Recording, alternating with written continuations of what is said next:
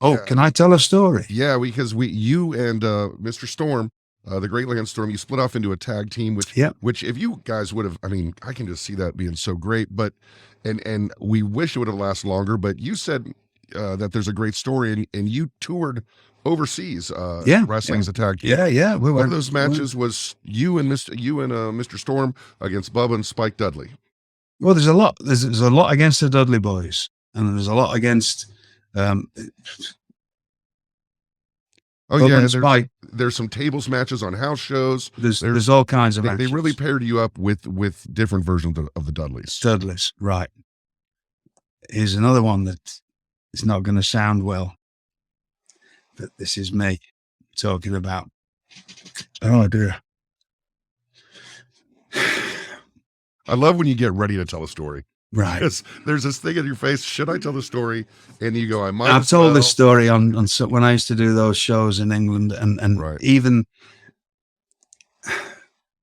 my age group and older, and especially if you find it. I found it in America when people come from blue collar areas, and I met people from the north, from Boston, and if they're Irish neighborhood, Italian neighborhoods, and African American neighborhoods. If you come from adversity, or you have to just laugh a lot more than middle class people. Otherwise, you never get through anything, right? So I grew up in a different, and before anybody's thinking this is going a bit strange, it's not. There's no phobics or isms in any of this, but it just no different than me the other day. Unfortunately, Paul Queen died, but I'm thinking a joke straight away about Prince Charles. I can't help myself. Right. It's just the way that you manage to cope. But as the world's become a whatever place, and people are more educated, it's that there's some of these things. So I've told this story before, and a lot of people that are my age, or maybe 40 or younger, laugh. But some people just go, oh. So I'm going to tell it anyway, because times change, and you got to change with them. Sure. But it's just I have a dark sense of humor. I to manage to get through a lot of the things in my life I've had to, right? Absolutely. Right. So we have a Sunday afternoon show. WWE mostly on a Sunday used to do shows that started at 5. Right, a little bit earlier. A bit earlier, so you could get on the road to get to wherever Raw was. Right. And we're in. I'm going to save anybody from this town. I don't, because this was in West Virginia. I'm traveling with Triple H, and me and Lance never traveled together. He always traveled, I believe, with Christian. So we weren't traveling partners. So we have to battle an ice storm to get to this show on a Sunday afternoon. I mean, a proper ice storm. But somehow we all made it. And instead of this wasn't a big building, but there's usually 2,500, 3,000 people there. 1,000 wonderful fans had braved this ice storm to make the show. So we're gonna give them the money's worth, and it's myself and Lance against the Dudleys. Now, I remember mentioning this to Lance a long time ago, and Bubba and he couldn't remember. And Lance wouldn't, because he wasn't in. He's not in my boots, right? As we say. So we're walking out first, and he's got his Canadian flag. I've got my English flag.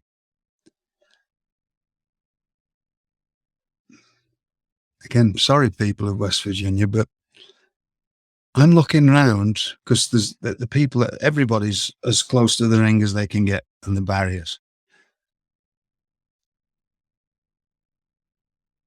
there's a lot of people that don't look quite right to me.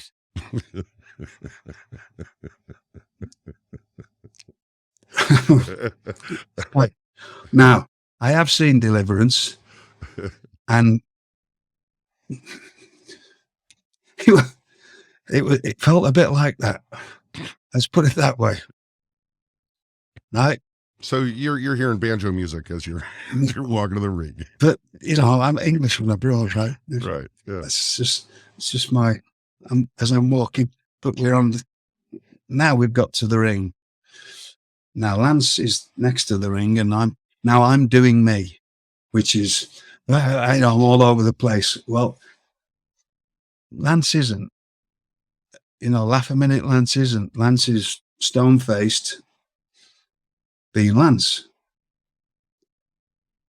I don't know, and I hope Lance laughs at this, but sometimes I could look at Lance and he'd look like he'd make a good gardener or a pigeon fancier or something like that. He's got that, like, it looks like it's just a nice man.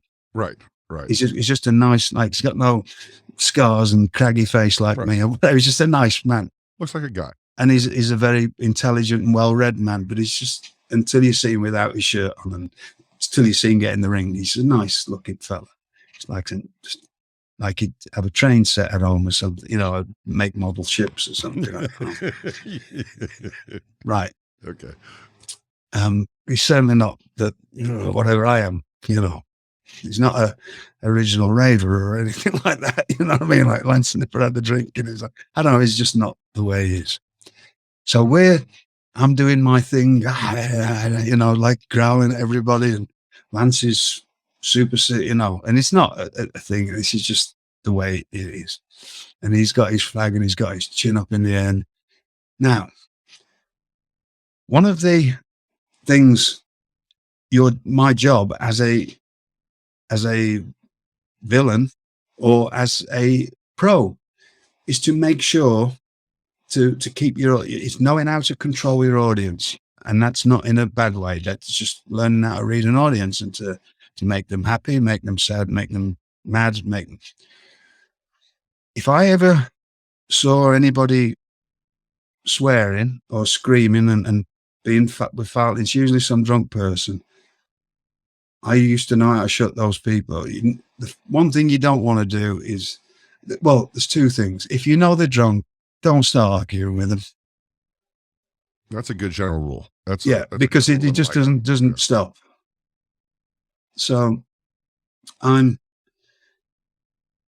if I get I used to do this regularly. If people were looking at me and screaming and shouting, I can just look at them and I stare them out. And I have other mannerisms that we can't really, it's too long to get into, but I can shut people up.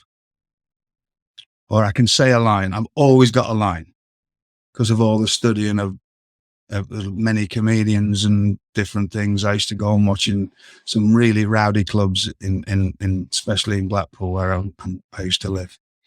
And you've got late night shows full of drunks and, anecdotal comedy doesn't work with those people. You've got to be able to keep people quiet.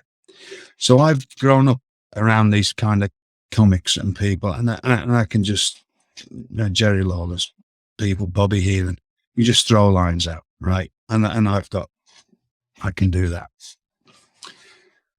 So we're walking around the ring and I see a fella who looks rather short. Now, I wouldn't say he was a little person, but he's very short. And he's got a massive ginger hair and a ginger beard, and he's right at the rail, and he is screaming the most foul, filthy language you could possibly imagine. Now, there's children about, so I'm going to try and shut him up. And again, it's hard to explain this, but if you know how to read a crowd, you can tell, I can, even from 15 foot away, 10 foot away, whether he's drinking or not. And if it's not a drunk then it's going to be a verbal. Try just quickly to shut them up verbally. And if I have to rely on any other trick that I've got and I have a big arsenal of tricks to keep people quiet, is to just stop them, because I don't want to lose a lot of audience members. That's another thing. There's knowing how to get heat, and there's knowing how to stop bad situations. I don't want, if you brought your children to the wrestling, this is in the 2000, early 2000s. You don't want to have somebody screaming, filthy, foul, 4-letter words at the top of your voice. You don't want to hear that. You're not going to bring your children back. That's stopping us all making money. So this small gentleman who looks like he could be a little person, a dwarf. The first line that came into my head, because he is screaming, absolutely, Regal, you bip, bip, bip, bip, bip, bip. Really screaming at that. And Lance is sort of there, just a little bit ahead, and I've just stopped and I've just looked without looking. I haven't looked. I've just aimed the line in his direction. Not the greatest of lines, but I went, oh, there must be a circus in town.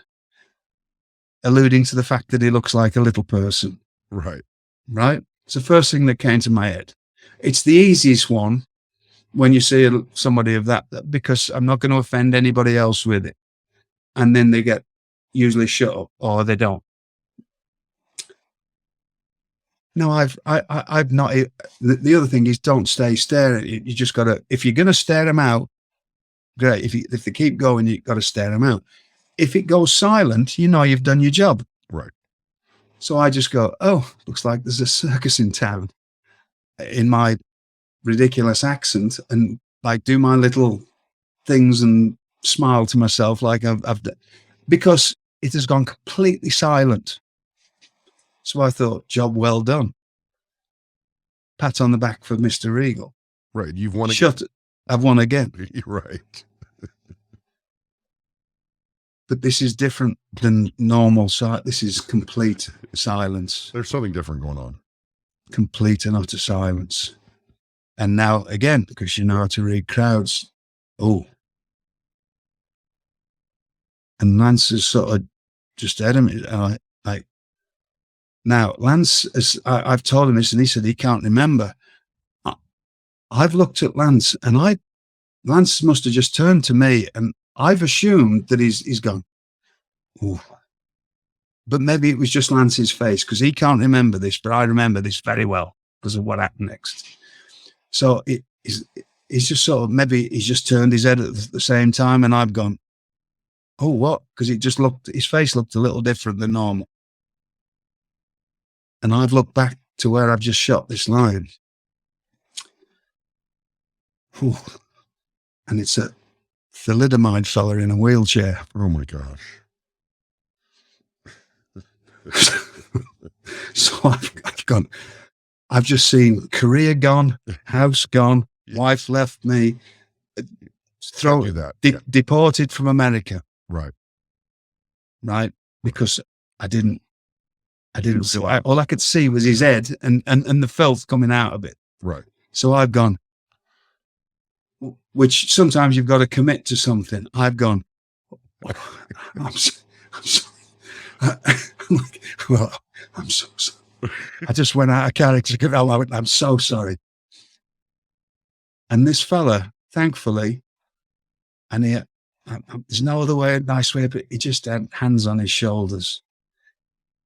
He just went, flipped me off with his hands, and just went, hey, F you at the top of his voice. And the whole crowd just cheered. And I went, oh, like right. I sold it and just rolled in the ring. And so luckily, and everybody was cheering him then, because he got the better of me. I just sold it like he got the better of me. Diffuse the situation. Thank goodness, because that could have been the end of me. Now, I get in the ring.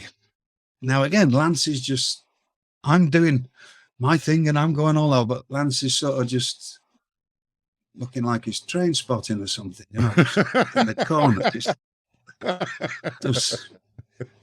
stood there with his incredible physique, with his flag on his shoulder, and I'm just, you know, like a tiger, but pulling faces and looking up, pointing on people on the third row, and doing all my shtick, right? We've wrestled the Dudley Boys so many times, and on live events, one of their things is to come out carrying a table.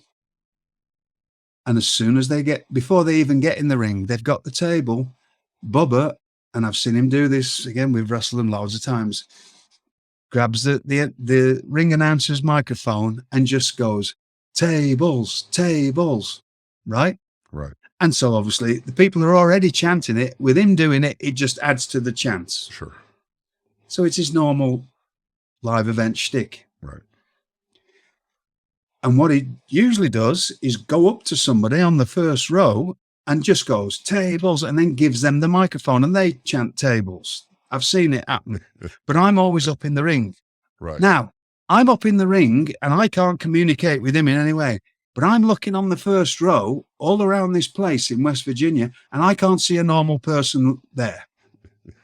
I can't see anybody who I would give a microphone to. Let's put it that way. Right. I just wouldn't. Right. And there's a reward, yeah. Right. Both at the same time, on the far corner of the ring, I spot a fella, and he must have spotted him. I don't know. Again, he'll have a different memory of this than me. I don't know if he even remembers it. I do, because I've just had this near fatal accident with this fella. Right. And I'm looking, there's a fella about as tall as me with a decent looking shirt on, and he's just stood at the rail like that. And so Bubba, he must have spotted him, and I'm spotting him. So I'm trying to get Bubba's attention going, like over there. Like right. That's the one to ask. That's the one to ask, like that, you know, to keep this going. Because I'm like going, well, I wouldn't ask them. Oh no, no, I wouldn't ask. No, they don't look like it. No.